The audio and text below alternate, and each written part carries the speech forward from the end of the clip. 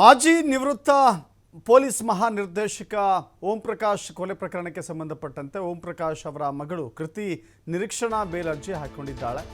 ಅದನ್ನು ಕೋರ್ಟ್ ವಜಾ ಮಾಡಿದೆ. ಆಂಟಿಸಿಪೇಟರಿ ಬೇಲ್ಗಾಗಿ ಪ್ರಯತ್ನ ಮಾಡ್ತಾ ಇದ್ದಂಥ ಕೃತಿಗೆ ನಿರಾಸೆಯಾಗಿದೆ. ಆಕೆಗೆ ನಿರೀಕ್ಷಣಾ ಜಾಮೀನು ಸಿಕ್ಕಿಲ್ಲ.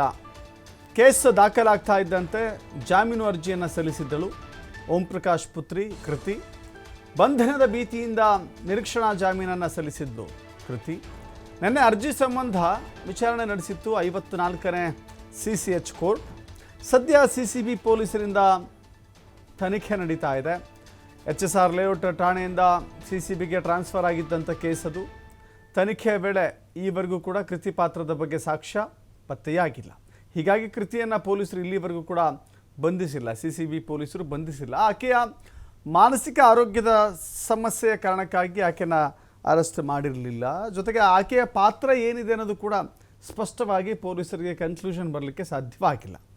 ಈ ಕಾರಣದಿಂದಾಗಿ ಆಕೆಗೆ ಮಾನಸಿಕ ಆಘಾತಕ್ಕೆ ಒಳಗಾಗಿರುವ ಕಾರಣಕ್ಕಾಗಿ ಆಕೆಗೆ ಕೌನ್ಸಿಲಿಂಗ್ ಕೊಡಿಸುವಂಥ ಕೆಲಸವನ್ನು ಮಾಡಲಾಗ್ತಾ ಇದೆ.